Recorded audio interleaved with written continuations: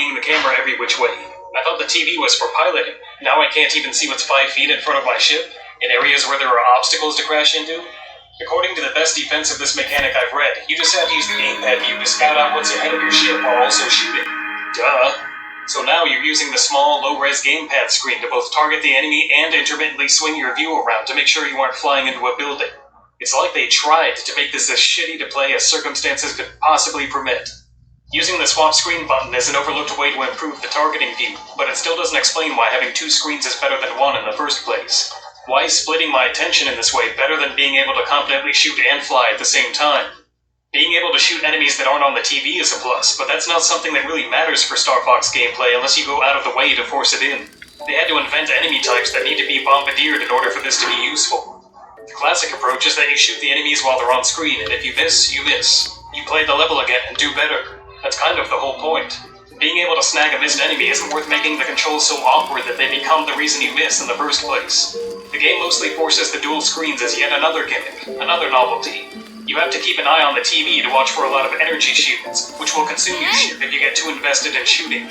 Some of these pulse so quickly that you can only get a few shots off before having to fly away again. This is fun, right? Fun enough to end the game on? Zero certainly seems to think so. Switching is the lifeblood of it. Switching screens, switching to robots, switching vehicle modes, switching between weak points. Whatever you're doing, stop doing it, because it's time to do this other thing. Hi. Some of this can be traced back to Star Fox 2, whose DNA was absorbed by this project, but it's pushed to an obnoxious level in Zero, and almost all of it is in the service of trying to somehow, some way, make you interact with the gamepad. You can trust your view from the cockpit, Fox. Yes, it's no longer... It's trust in the bullshit mechanic we wedged in to get you to look at the pad one last time after a whole game of forcing you to look at the pad. There is a fanbase for this game that claims that the controls are great and that it was misunderstood by incompetent players. In that way, it has some parallels with Resident Evil 6, but while revisiting that game made me respect it at least a little more, the deeper I go into Star Fox Zero, the worse I think it is. I want to at least acknowledge that, yes, this works for some people. And after seeing so many gamers fail to give motion aiming a fair chance, the last thing I want to do is close my mind to a new control style. But Star Fox Zero isn't worth the effort. By the time you get comfortable with the controls, you'll probably have beaten the game once or twice already, and these missions aren't worth playing any further than that. Unlike Gyro Aim, you don't have an entire generation of titles to play using these new skills. Just this one short, mediocre game that nothing will ever play like again. Sin and Punishment 2 only has 7 levels with no branching, but they can be up to 20 minutes long, and the intensity of the gameplay makes it seem fuller than the numbers suggest. Some of the bosses are so massive that they have multiple checkpoints, and even the mini-bosses you fight on the way to bosses are better than anything in Zero. And again, all of it is fun from the start. This is the difference between a developer being inspired to make a game, and a developer rushing to support a hardware feature out of pure obligation.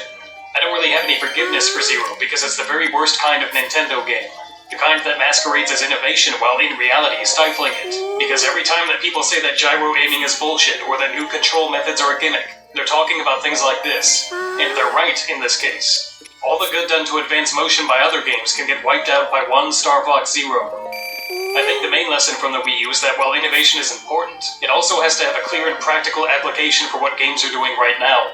Even in failure, I appreciate that Nintendo tried something different, but you can't force a vague new type of play that no one was asking for and that doesn't address any current problems. The Wii Remote addressed a problem. The joysticks weren't as good for aiming as a mouse. The Wii U gamepad mostly just invented new problems, and in the case of Zero, an entire game to serve as a vehicle for them. It does seem that Nintendo has made the right move since then. The Switch found success by leveraging something no other company had, a healthy handheld line. All of the convenience of off-TV play is here, but with much better quality and total portability. And for extra insult, the Switch does it in a linear form factor despite having all of the system hardware inside it. The only Wii U feature it doesn't render obsolete is dual screenplay, which was clearly not that important. The split Joy-Cons also allow games like ARMS and Skyward Sword to revive one-to-one motion again. The Switch can do just about everything from Nintendo's past aside from IR aiming and bongos. Its hybrid approach has obvious appeal, and it's not likely that any other company could have successfully executed the idea. NVIDIA, the very provider of its processor, had just failed to do it. The Switch checks all the boxes, but in the right way this time. While things have been amended on the console side, Star Fox is still in a bad place. I would hope Nintendo was able to recognize that the failure was the Wii U's, not Star Fox's. But a major flop for any reason tends to disappear a series for a while. Miyamoto also showed no interest in doing a straightforward new Star Fox in the years prior to Zero. so the odds of getting something that controls like 64 3D again may not be great. It's anyone's guess what kind of horrid concept they'll have to tack the Star Fox IP onto before we get another game. What I do know is that anyone hoping for a new Star Fox should bide their time by playing Sin and Punishment 2 instead. Nintendo should go back to study it. It's better than even a good Star Fox game on the Wii was likely to have been, because it has swords. This is now a review of that game, and I give it 10 out of 10 tinkles. Pick it up at the nearest electronics boutique, and forget about that nasty old fox.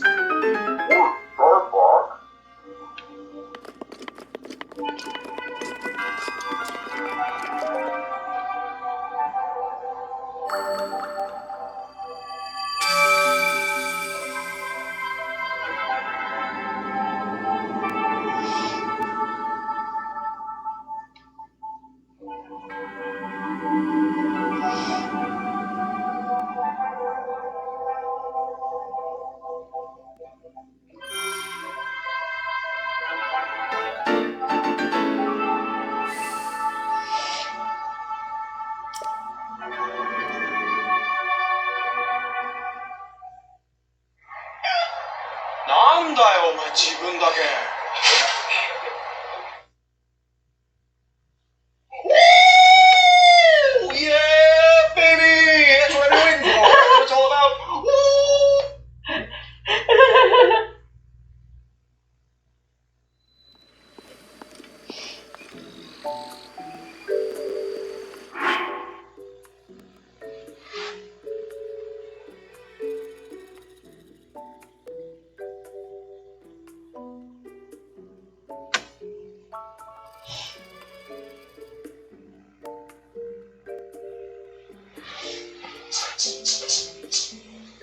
Momo, come on, dude. And Top's just, We found a printer to make our posters. Appa looks pretty good, but dang, man, they did you dirty. Is this at all normal in Eastern cultures to just wear a string around your jaw and head? Because if it is, I don't know, I still think it's weird. How would you like to have your own tea shop? My own tea shop? You can see Pav on the background here noticing what's going on. It was really smart to have the gang set up in the upper ring right off the bat, and Zuko and Iroh in the lower ring, so this kind of thing couldn't happen naturally. Like them just running into each other. I mean, it's also kind of a nice reversal of roles. The show started with Zuko having an entire warship and crew under his command, while the gang slummed it. Then they were both kind of just traveling and surviving for most of season 2. But now the gang is living in far better conditions, and Zuko has to slum it. That's pretty cool. It's weird that Zuko clearly sees the flyers falling from this direction, but then immediately turns in the complete opposite direction. You'll also notice that we've passed the golden age of short hair Zuko and transitioned into the far lesser era of shaggy hair Zuko. I'll be taking donations to help me get through this trying time. Here we see Katara and Sokka playing a game with the same kind of tiles we saw Iroh playing a game with in the very first episode of the show. Toph is bouncing a ball here, right? But does anything really bounce like this other than rubber? Like, is there a substance a ball could be made out of in this universe that could feasibly act like this? I honestly have no idea, and I'm probably overthinking this. But then they replaced you with some other woman who also said her name was Judy.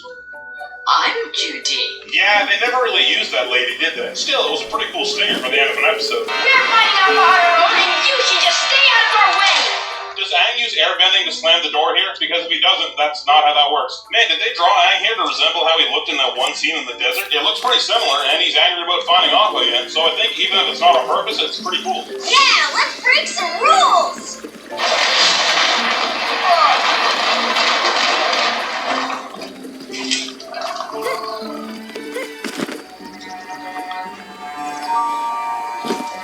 Sir, they wrecked the house.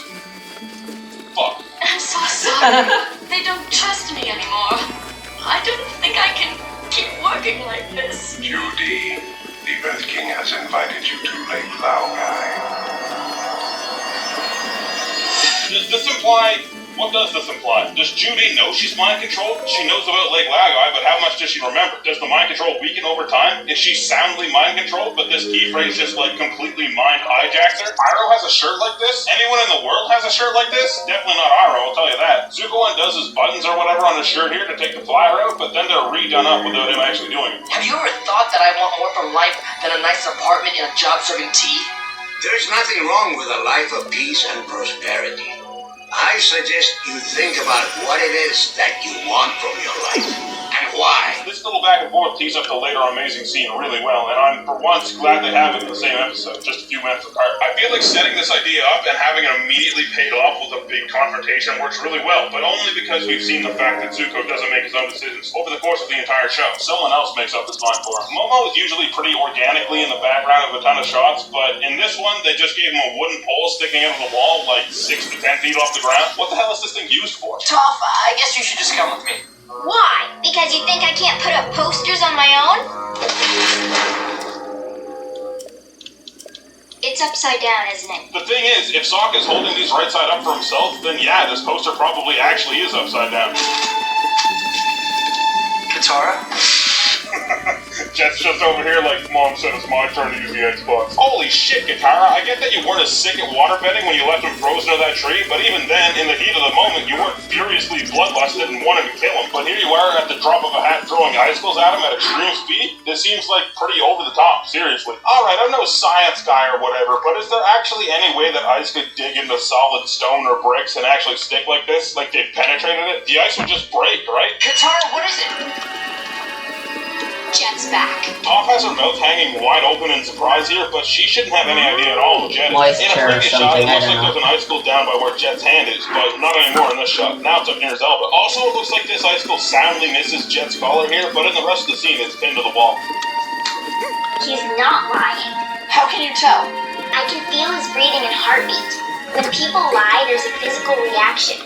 He's telling the truth. This is a pretty cool power, and I actually can't really think of a moment where Toph successfully gets lied to and she doesn't notice. I'll keep an ear out for one, though. Two guys were talking about some giant furry creature they had. I figured it must be Appa. He was here. How does Toph find this fur? Outside of just stepping on it, which, I mean, she could have, I guess. She probably wouldn't feel many vibrations from it while she's just stepping around. Foreman said some rich royal type on Whale Tail Island bought him up. Guess for a zoo or such. Though, could be the meat would be good. Did you guys ever put together that since the Dai Li actually have Appa and this is all a misdirection, Old Sweepy is absolutely a Dai Li agent? Because he has to be. This is a super weird one. Since Jet's been brainwashed, we haven't seen him with his trademark piece of wheat in his mouth, but in the background of this one single shot, he has it again. I haven't had a vacation for years. Don't you have some more hair to clean up? Shuffle on, I get you. No more need for Old Sweepy. Don't feel bad for Old Sweepy, he's a scumfuck bastard of the deep state. Was this guy your boyfriend or something? What? No. I can tell you're lying. Katara actually gets a little blush here as she walks on. We were so worried. How did you get away from the Dai Li? In this snap zoom surprise shot, the background colors behind Katara changed dramatically and stay that way for the rest of the scene. This doesn't make any sense. They're both telling the truth. Toph looks like she just got melted in a microwave here. You can actually see Aang in the background for a few frames here as they pan over to Jet super fast. Toph can't tell who's lying because they both think they're telling the truth.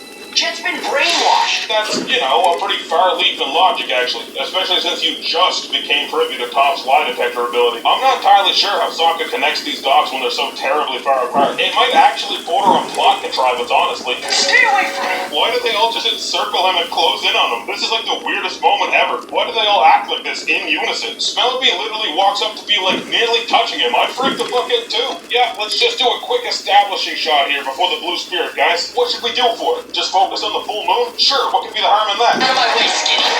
We actually don't ever hear Zuko speak while in the blue spirit mask until this episode. If you don't want to end up like him, you'll do what I say. Oh, there's that waterbending troll Zuko coming up to play with this threatening one-liner. Don't see that very often. Maybe Katara can kiss him. That should bring something back.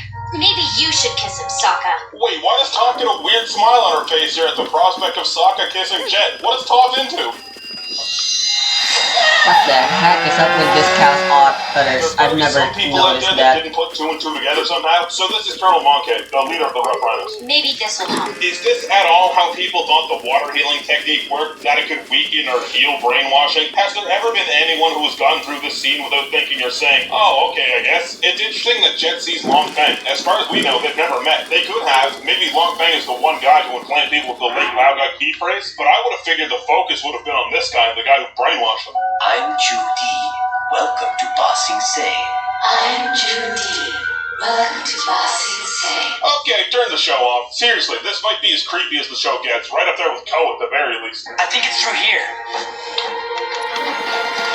This is really cool editing. I love that it's cut together to fool the audience. Expecting someone else? And then Zuko even gets to dig in directly at the viewer with this double meaning as he talks to Appa. You have made yourselves enemies of the state. Look at the fucking squad! This is honestly one of my favorite fight scenes in all of Avatar. We usually don't get to see a giant brawl with the whole team fighting at once, and even the freedom fighters are in there. Everything is hectic and everyone's fighting their own fight, but those fights bleed into the other fights as well. Plus, Toph has this awesome sequence. I love this shit. With all that being said, they're fighting under a lake, right? These Dai Li agents should be super careful pulling shit like this. Who knows where the lake bed ends and the lake gets deeper? They could have flooded this whole facility right here. Aang and Jet follow Long Feng into this room, and it has a ton of open pipes spewing water down. Where's this water going if they're already under a lake? Maybe this isn't as weird as I'm making it out to be, but it still feels weird. Jet, the Earth King has invited you to Lake Laogai. I am honored to accept his invitation. A really cool setup and payoff, used dynamically this time instead of in a controlled environment, which makes it even cooler than I think it actually is. You are mine now. I guess all of Iroh's Zuko tracking skills he's worked up has paid off. What do you plan to do now that you've found the Avatar's bison? First, I have to get it out of here. That's the thing. I don't think you really get Appa out of this room without being an earthbender. I don't think Appa's getting through this door. Is it your own destiny? Or is it a destiny someone else has tried to force on you? This is my favorite scene in Book 2. This is awesome. We've never heard Iroh raise his voice at Zuko, but it seems like enough is enough. He's seen Zuko just function as a normal person and be pleased with himself. He knows Zuko doesn't have to be ruled by this, and it probably really hurts Iroh that he still is. He knows that what Zuko is doing and has been doing isn't who Zuko actually is. It's who Zuko thinks he is, but it isn't who he really is. Iroh shouting these lines at Zuko is just so poignant and powerful. The scene is incredible.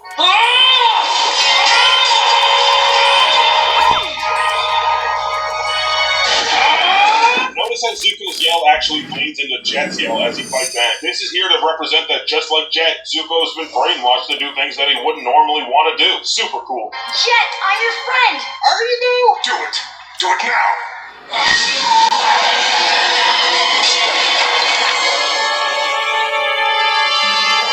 And thus they murdered a child. Ambiguously, so it's okay. You can still see Jet's sword embedded behind Long Feng in the shot. Don't worry, Katara. I'll be fine. He's lying. That's a really, really smart, cool way to get around the censors and say that Jet's dead. I've always really liked this line. Okay, I finally get to talk about Jet. Attention all Jet haters. Let's run down Jet's story. Jet's family got burned alive in front of him, so over the formative time of his childhood and teenage years, he took it upon himself to fight back by any means necessary. He took it too far, involving innocent lives, and was stopped by the gang. Then we don't see him for a while, but when he comes back, he tells us that he's a changed person, and that he wants a new beginning, and he's telling the truth. His original plan was to report Iroh and Zuko to the police. Very reasonable, and when that didn't work, he decided to take it into his own hands again. But this time, for the good of the people. He didn't want firebenders with unknown motives living amongst innocent people. Sure, a lot of it was hate for firebenders as well, but this time he was doing it for the right reasons. That's important. So Jet was a troubled kid who really tried his best to change and to do what's right. What does he get for it? He gets brainwashed and all of his internal organs probably exploded. Even post-brainwashing, all he wanted to do was help the gang find Appa. What do you mean Jet was evil? What do you mean Jet deserved it? You don't think people can be better? If you still don't like Jet purely based off of his introductory episode, you should listen to Iroh. I believe people can change their lives if they want to. I believe in second chances. Alright, so there's this weird skylight in Appa's room, but they're under a lake, right? This can't be natural light, surely. What is it, Mona?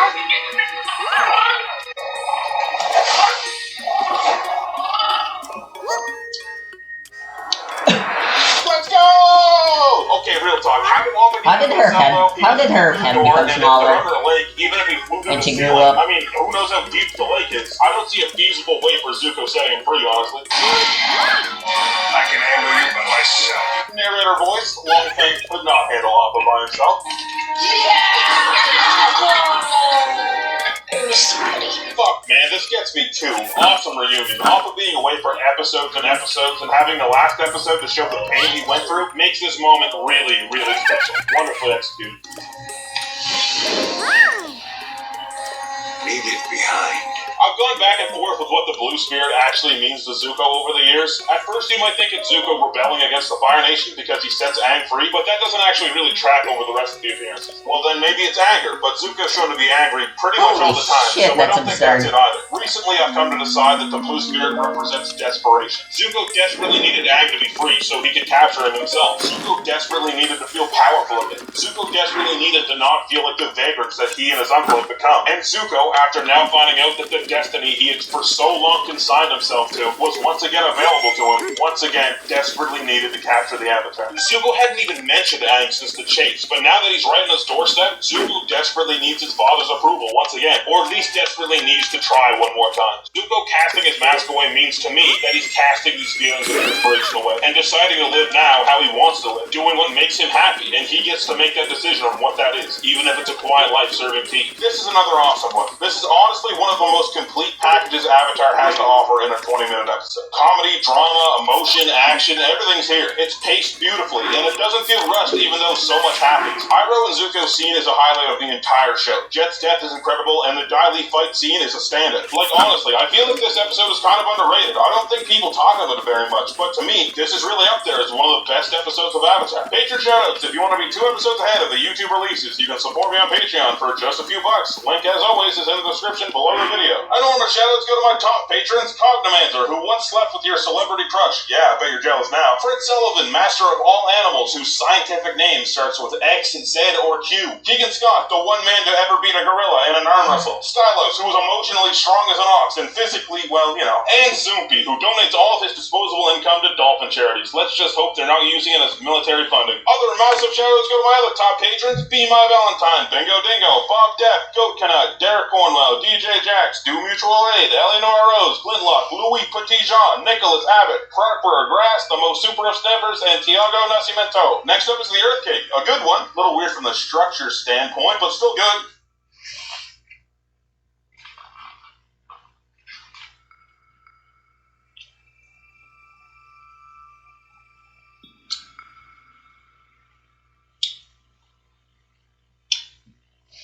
Here it is. How could you do this to me? You betrayed me! You brought this on yourself. Unless we're talking bare naked ladies, I'm not really a big fan of the 1 week earlier trope, but I like that this episode tries to do something different than your average Avatar. Is it just me though, or do you kind of forget that this is the opening of the episode the present? Like, I'm not wondering the whole time, wow, how does Katara possibly get to this point? And I think that's what they were going for. Also, did you ever wonder how they threw this net so perfectly? Did they have one of those net guns that this guy had? Okay, I'm ready for some training. Blinking, you'll miss it. Aang's foot scar continuity is in there. There it is. Look. Seeing that Aang has basically unlocked seismic sensitivity focuses is pretty cool. We haven't really seen Aang do any training at all this season, which actually used to be a big part of what the gang was doing on their downtime. So this seismic sense we haven't seen Aang show off yet, I think helps the viewer realize he's still working, which is probably obvious. Good job, Twinkle Toes. Visualize, then attack. This is some interesting wording of Tom. Can she visualize? I know the seismic sense doesn't see in a different way, but does she know what she's talking about here? Do you think Aang saw Roku pull this move on Sozin and he was like, oh man, I gotta remember that one? Sneak attack! Wow, you can really tell how much Sokka has grown in all of his training. They snuck up on me. Right. And then they kicked your butt. Sneak attacks don't count.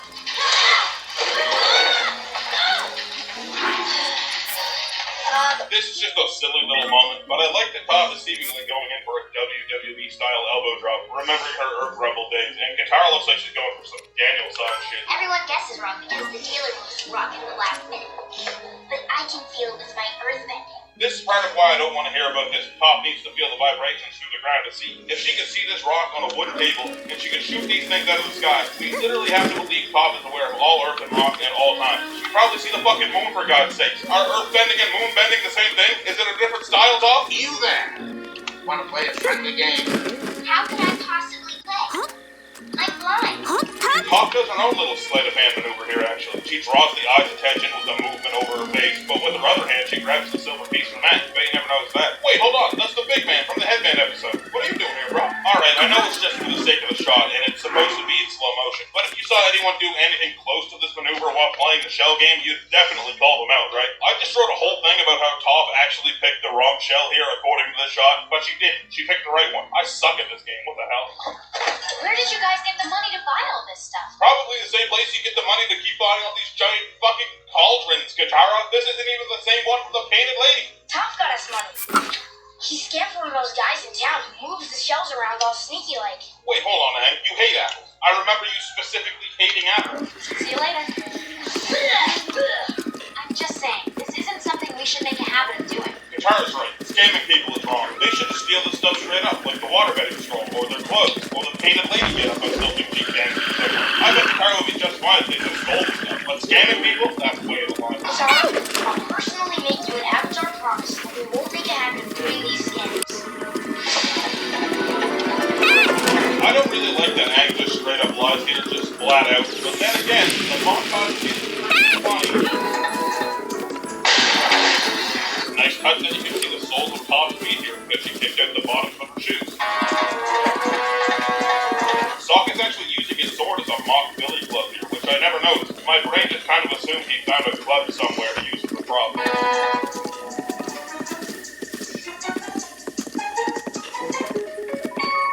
There's a small bag of coin added to Sokka's arms with every little note of this song, except note 7 where 2 bags get added for some reason. I mean, look at us, traveling around the world, making easy money, having fun, with no parents to tell us what to do. And the best thing of all, I've only got 4 toes. Speaking of that third-eyed freak, I think I've come up with a name for him. What do you think of Sparky Boom Man? Let's go. Hockey, welcome to Team Avatar. My name's Sokka, and I'm your new owner. Wait, hold on. Is this a poster for the Ember Island players, you think? For their rendition of Love Amongst the Dragons? I like that you can see through this piece of paper or parchment or whatever, like it's really thin, and you can still see the rock poster on the other side. That's a strangely nice poster. It's little Aang and Katara training on the side. You can see the little on the side. That's pretty similar to the thing they do to take down the drill. A wanted poster! That's so great! Is there a picture of me that doesn't look good? Well, yeah, actually, it does look pretty good. Here's a little extra so you can get yourself a nice nap of the fire. How did you close your fist so firmly around your previous thing? Not just a bird, a messenger bird. Now we can send messages all over the world, even to Grand Prix. I'm pretty sure that's not how homing birds work, right? Like, they can't just go anywhere. I'm pretty sure you can bring them somewhere with you, and then if you let them go, they'll go back to where they nest. They don't just go where you write on the note. Hockey, Grand Prix, South Pole. Then again, Hockey seems keenly aware of how much the South Pole would suck, so what do I know? Is it weird that this isn't the only instance of soup bending in the show? Your stuff was messy, and I was just straightening up, and I happened to stumble across it. That's a lie! You're lying, Katara. This is really the only time Toph calls anyone out for lying past Jen. There was old Sweepy that she missed, Aang about the secret river, and Katara when she said Appa was sick. I still kind of give her the benefit of the doubt that she just doesn't care most of the time, but she probably should have brought the old Sweepy one to attention. Well, you can't, because you're not my mom, and you're not their mom. Well, I mean, sometimes. I never said I was. No, but you certainly act like it. You think it's your job to boss everyone around, but it's not. I feel like this scene gives Katara a lot of undue heat. Does she really boss everyone around all that much? Like in the rest of the show? Not really. She definitely has a maternal, nurturing personality, but it's not like she's nagging everyone's ear off constantly. Toph's obviously fired up right now, but I don't think she makes a very good point, but people still use this mindset to hate on Katara, which is really weird. And, I don't know, Katara definitely has a point in this episode. They are in enemy territory now. They've even been infiltrated by an enemy bird, Sokka's worst nightmare. So, like, drawing unneeded attention does seem kind of dumb, and the entire gang just ignoring her would be pretty frustrating. I would stand with Katara, I reckon. Look at Aang's hair, too, by the way. It's definitely grown out a lot since he first woke up. Classic Avatar in their hair detail. Send a note to Katara and say it's from Tom who wants to apologize. Then everyone will be friends again. I gotta say, Sokka, you continue to impress me with your ideas. I really love that line. I know I've said this a lot, but I really love when Sokka and Aang just call me out. It's also funny that Sokka and Aang, who are both intelligent people a lot of the time, come together and are just complete idiots. It's very funny. Remember way back in season 1 with the Ruby Monkey thing? Remember when I said it showed up all the time and I pointed out, but I only did it once? It's because I lied. I said that to entice you. You've been subscribed for weeks or months based off a falsehood. Alright, but seriously, it does show up here, but it's in the gang's possession. The last time we saw it, it was on Zuko's boat, and Zuko's boat went fucking supernova. So how does the gang have it? She gets all bossy and involved and in your business. Yeah, I don't know how you can deal with it. Actually, in a way, I rely on it. I really love this scene. I love that Sokka actually takes on the responsibility that Katara feels with him a lot of the time. This is kind of like a parental conversation. You know, when your parents just square up with you, don't talk down to you, but give you some perspective on a situation. Sokka shows a lot of maturity here that he probably has Katara to thank for being a role model. I'm gonna tell you something crazy. I never told anyone this before. But honestly, I'm not sure I can remember what my mother looked like. And oh my god, dude, that's heavy. Like, this is a kid's show, and that's a very, very adult concept to bring up. And this comes back to friendships, too. It's really cool that Sokka feels comfortable enough to open up to Toph like this. The character dynamics in the show are so fleshed out and real, and everyone just feels so multifaceted. It's a big part of what makes this my favorite show. Sokka's not just a goofball, or a cunning strategist, or a warrior, or a sarcastic guy, or a sentimental teenager, or someone who misses his mom. He's all of those things and more. Same with Toph, same with Aang, same with Katara. Look at these characters. Actually, I wasn't going to apologize. I was going to say I want to go and stand with me. I know that Avatar has a lot of anime inspiration, but this might be the most overtly anime thing in the entire show. Just this Aang and Sokka reaction. The plan is simple. This wanted poster says you're worth a lot of money. That doesn't look like the same material as the wanted poster from before. I should have put the statue in perspective. Even if your head of state is such a fucking piece, do you think you're gonna make a giant shirtless statue of them? I do. Hey, what kind of cell is this?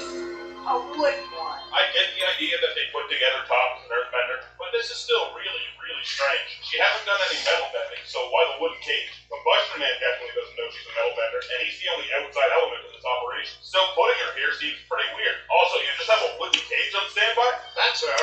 That's the girl you were looking for.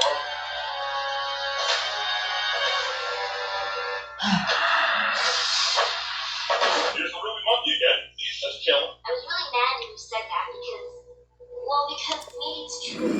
I try not to think about it, but when I left, I probably really hurt him. This is a really nice conversation, too. I like that Toph, who has a strong exterior, can have moments to be vulnerable, too. In Sokka, she's more than just one thing. One of my favorite things about Combustion Man is the subtle storytelling you get out of him if you just think for a second. Why does he have a metal arm and leg? Well, he can shoot explosions out of his face, and I'm sure if you have that ability, especially if you got it young, you'd screw up a couple times.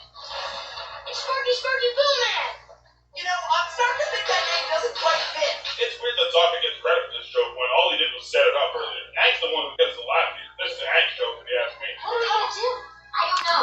I wish we had some earth or water. We need bendables. Well, what about your meteor bracelet? You can make a saw. I left it back at camp. I was worried they would take it. What are these things around your arms made of, Katara? I personally would have thought metal.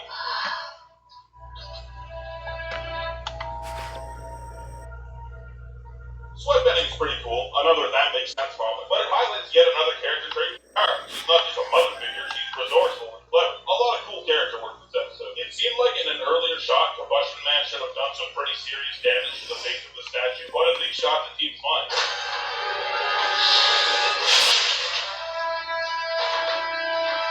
I mean, what if he wasn't strong enough to break this? The gang left this guy to die horribly. Katara, I need your help. I need you to write some things down for me. I want to send a letter to my parents. There's an idea that Toph doesn't have an arc, or she doesn't evolve or anything, but forget that. Do you think the Toph that joined the group who said she carried her own weight would ever ask Katara for help like this? Ever work as a team like she has? Absolutely not. Toph's arc, if you want to call it that, is about realizing she doesn't have to do it all on her own. That's what her chat with Iroh was all about too. And it's a really nice moment here that she not only accepts help, but she asks for help, which is a far cry from where she started. Hey, where'd Hockey go? That bird's gone. I really like this episode. It has a good energy behind it. It doesn't have a lot to do with the story, but it gives Toph some time to breathe, which she doesn't really get very often. The comedy is really strong. This is probably one of the jokiest episodes, if you get my meaning. Like, the jokes per minute is through the roof. And a lot of them land really well for pretty much the entire cast. Awesome character work too in this episode, like I mentioned. It's another episode that really lets the characters stretch. Cool The pants. dynamics between, which is always really interesting and really satisfying. So yeah, I think this one's a pretty good one. Make a shout out if you want to be 2 episodes ahead of the YouTube releases. You can support me on Patreon for just a few bucks. Link as always is in the description below the video. But don't tier list, Magic Rhino, and Air be advised by any financial guru, but these two don't give a single solitary fuck about that, and that's what makes our names all rainbow. Of course, shout out to one of the top patrons, Andrew Edwards, who scares the scary guy in the scary movies. From man from the fifth floor, who can make anything. Why does all of this Patreon The only water bender in the whole shoutouts take so Jesus, long? I'm not the biggest fan of the previously on Avatar segments in general, but this one is one of the worst. I know it's supposed to jog your memory for the episode to come, but I feel like this one going all the way back to the first episode is a little too heavy-handed for me. Not a different line read in the recap this time, but a different sound effect. There's a new one. Here's sweatbending the first time, and here it is in the recap. Oh, this is the episode where the face of the moon matters, guys. Let's look at the shot of the moon looking very full. Does it look too full? Just put the lightest shadow ever on the left side of it. It doesn't count then. What about the next shot? Yeah, just make it a circle. Another thing to mention in the shot is that we see the moon over the mountain. That's important later in this episode. And even the field of fire lilies that Hama messes up later. The blade of Wing Fuzz was haunted!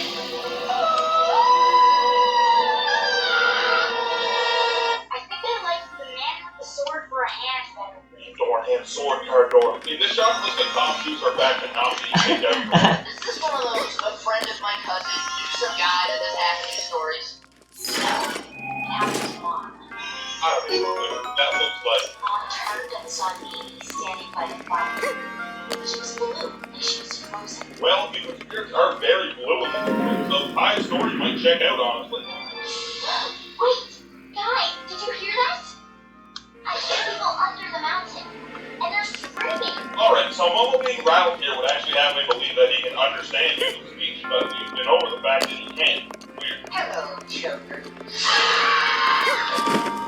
Wait. We literally just set up that Top can hear / feel people screaming underground from very far away. We know her seismic sensors is crazy. She can even feel combustion man coming when she's asleep. So how does Hama sneak up on the gang? Tom is literally a living radar. How does anyone get within 100 yards of them without ever knowing? People have been disappearing in those woods you were camping in. When the moon turns slow, you walk in, and they don't come out. I'm saving it. I'm saving the moon tirade for later. It's coming. Wakey, wakey. Time to go shopping.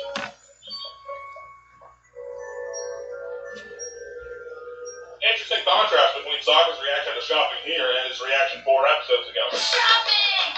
I guess if he's not looking for an instrument to kill people with, it's not as fun. That Mr. Yao seems to have a thing for you. Maybe we should go back and see if he'll give us some free Komodo sausages. Don't worry, Hama. If he doesn't, Katara will simply steal this man's products with zero remorse.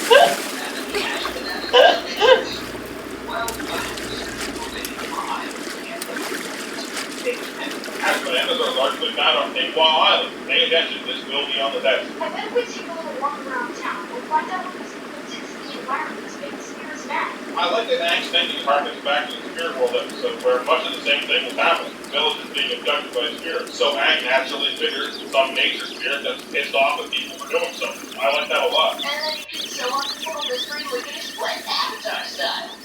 Tell me, that's what I do. I also really like that Aang kind of gasses himself up here. He's like, hell yeah, I'm the Avatar, baby! Which is rare for him, honestly. She's hiding something. That's ridiculous. She's a nice woman who took us in and gave us a place to stay. She kind of reminds me of Grand.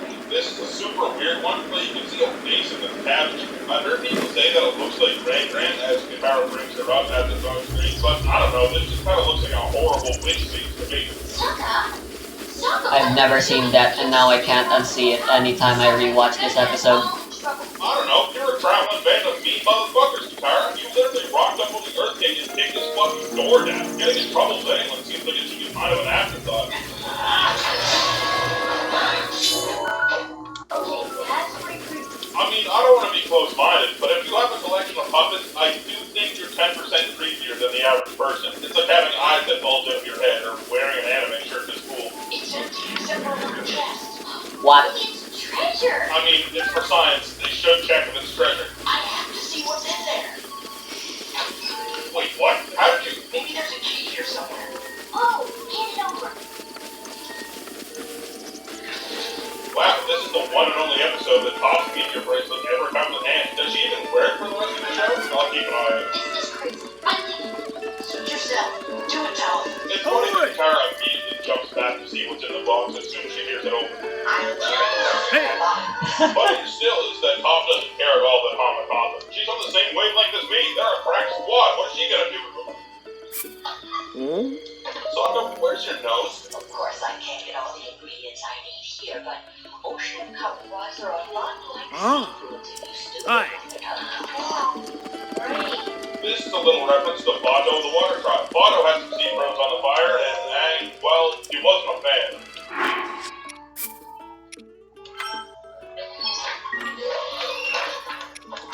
Yeah, Office kind of just hand-waved away this entire episode. He's sleeping in a cave in one of the first shots, and then apparently he just chills in this barn for like 2 entire days in a row. Sounds hellish for a big guy like him. And how did you explain your home with cow monsters to a tiny old lady?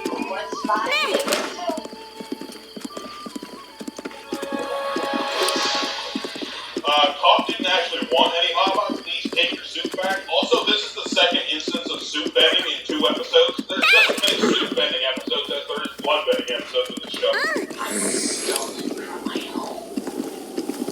It was over 60 years ago when the raid started. Cool that the Southern Water Tribe used to be more substantial back then, and not the rinky-dink little circle of igloos with TV, soft, and guitar now. Also in this shot, I believe that these are supposed to be people, which means these people are either flying or hanging from this tower's rooftop. Alright, I've been waiting to talk about this too. Remember way back at the Waterbending Master when I said not letting female waterbenders fight was stupid as hell? Well, I got a lot of really sexist comments, but a lot more people saying that it was like the 100 Years War realized women didn't fight. And my response to that is that you're missing the point entirely. I don't care what gender the person is. If they are literally magic and can cut rocks into pieces by waving their arms around for 5 seconds, you should let them fight your war. It's just brain dead not to.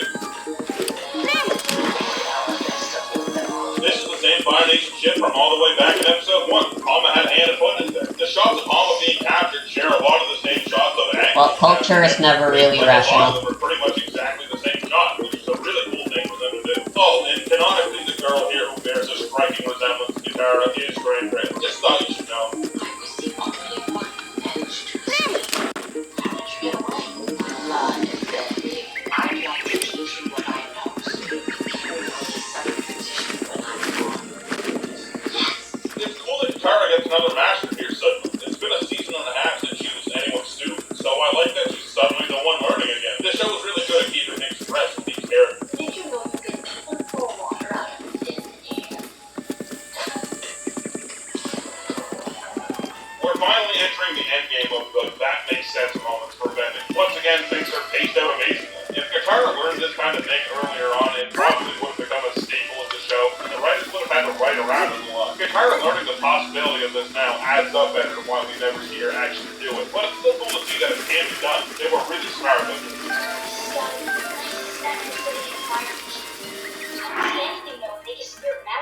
You know what? I've been thinking the same damn thing, eh? In fact, every cabinet that's gone to has been pretty well off. No big issue. Except the one in the painted lady. A lot of people want to talk about that episode is pointing at the fact that the Fire Nation is having a negative effect on their own population. But they don't. It's that one town. That's it. With the propaganda and the kids, you can extrapolate that all the kids in the entire Fire Nation are learning the same thing. So that hits home. But saying that the Fire Nation are harming their own people when every single town you see is doing fine, minus the one in the painted lady, doesn't seem right to me. The Fire Nation is fucking over that one town. Everyone else is wrong.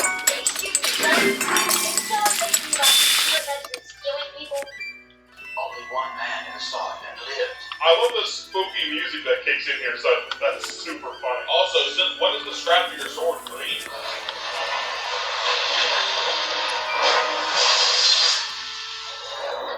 Alright, Hama, that was pretty cool. The pacing and atmosphere in this episode on its own is really good too. You're instantly unsettled with Hama with an introduction, but she lulls you into this sense of security over and over. But more and more she says creepy shit or delivers lines strangely or kills a bunch of flowers. So never once are you totally sure she's gonna be the villain. You get the feeling, but it's never confirmed until everything boils over later, which is really awesome writing.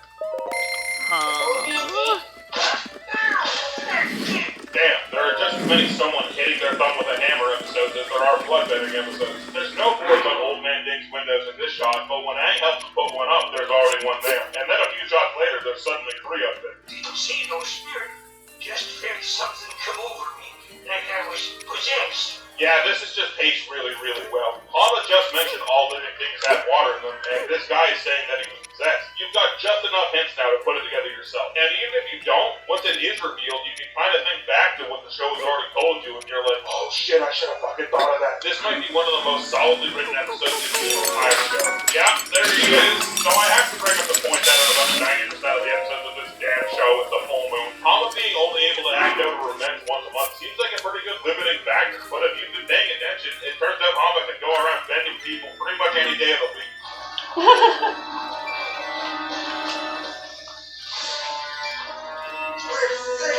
Remember the puppets from Hama's closet? Well, a few of them actually look to be modeled after a prisoner's in here. This one looks like this guy. These two match up.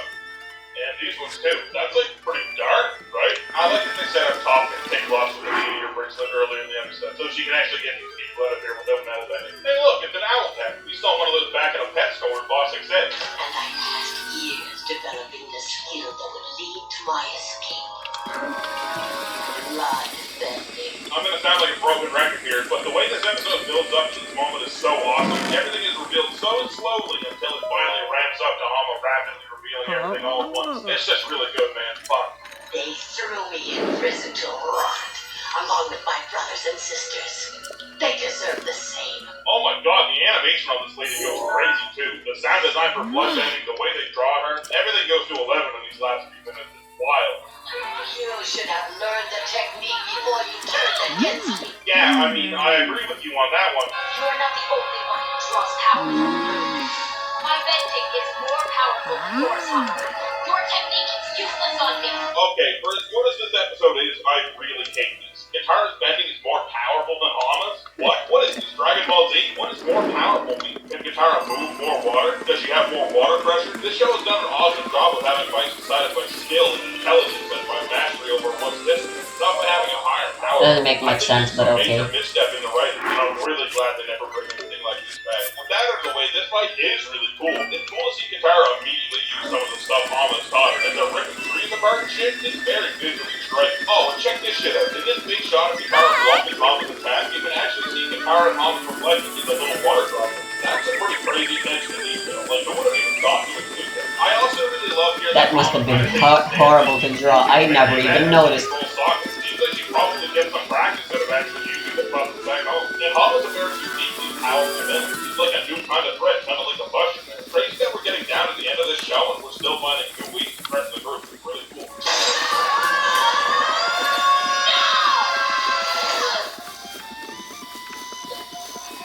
Alright, is Katara learning bloodbending immediately just by feel a good moment? No, probably not. Baki said she did very well very quickly, but it was more because of her hard work, not because she was innately talented. So Katara just getting this crazy new kind of bending on her first try kind of spits in the face of what she's about. She's worked for what she has. So this episode is really good, despite stumbling a bit at the end. It's like a mystery episode. The build-up is written super well. You get just enough info at the right pace to start putting things together for yourself. And you're like, can waterbenders do that? And then Hama's like, yeah, I can do that. It's really cool. I really don't like Katara's DBZ moment or her nailing bloodbending right away, but that's not enough to sour the whole episode for me. The writing's just too good. This one is a really good one. Alright, so this worked last time, so I want to do it again. My videos usually get like quite a few more views than my actual subscriber count, so if you're not subscribed and you're watching it and you enjoyed it, please subscribe. Like I mentioned, my dumb lizard brain likes to see number go up. So yeah, if you're not subscribed, please Patreon shoutouts if you want me 2 episodes ahead of the YouTube release. You can support me on Patreon for just a few bucks. Link as always in the description below. Oh yeah. Shoutouts to my top patrons. What do I do? Training. Do a one-finger pull of Bradley Ralph, who was the first human to have a natural Just run. Brendan Murphy, who has And hope for the best. power as a magnifying glass held up to the I should have sun. picked a different memory location. The Arctic for thousands of years until being awakened just recently. Dylan Talbot, who has written one of every animal on Earth. Elder Xanthus, who can turn anything they touch into silver, but you don't I'm gonna really be forced to get a fight story this better guy. than that. Caitlin, who actually likes black licorice, which makes her the toughest person on the planet. Kennedy Stapleton, who can survive any balls in them.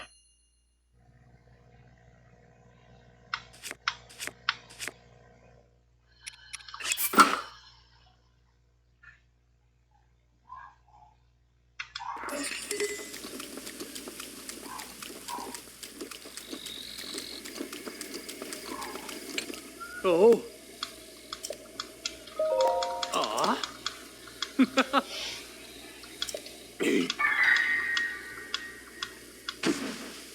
Oh god, and there's a...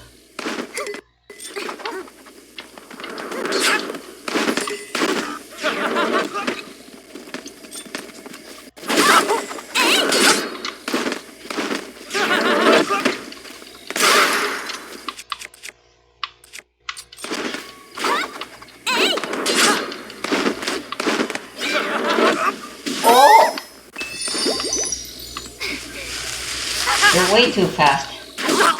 How are you supposed to beat them? Fuck.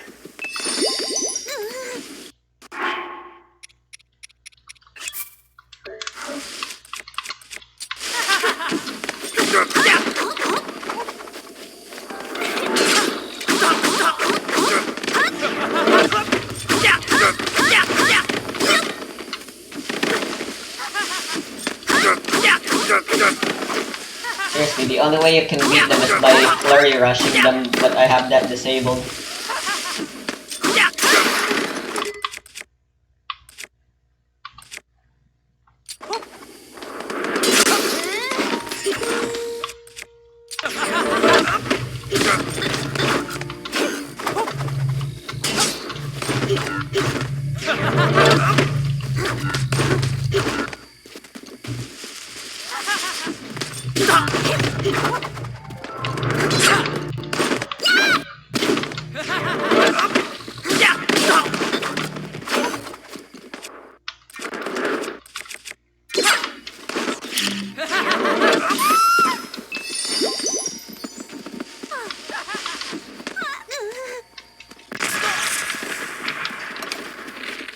I'm using bombs.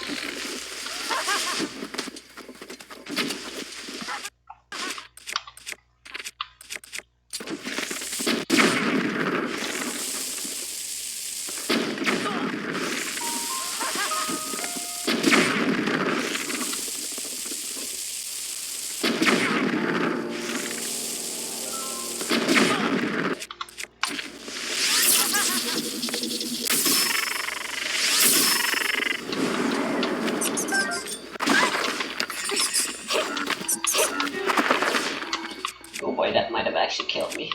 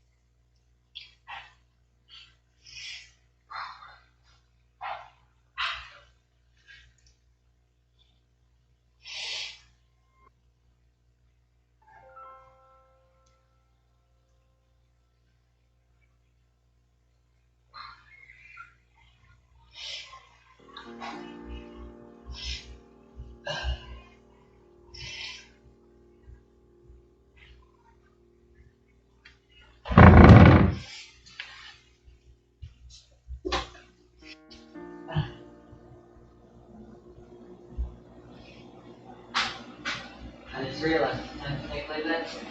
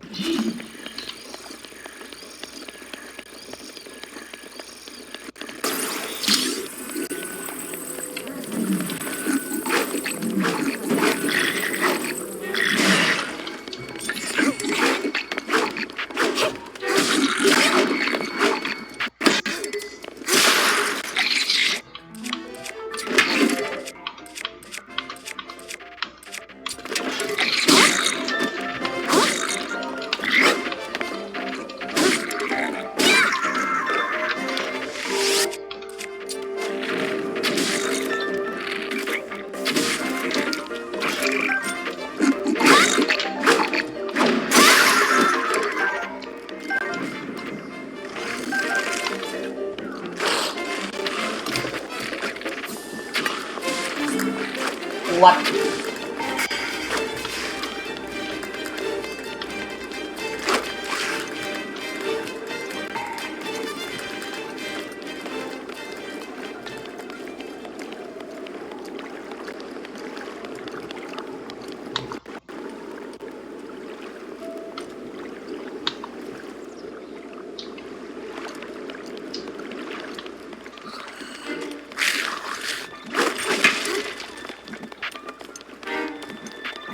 Jeez, they're everywhere. Why?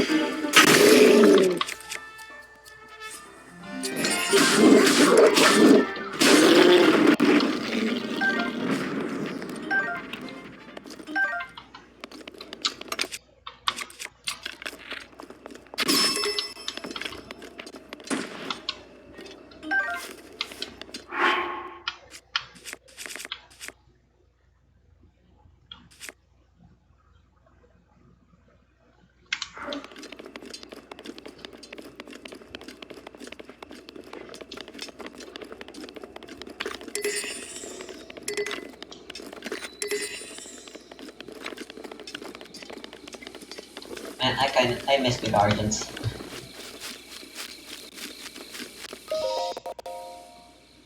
And their weapons.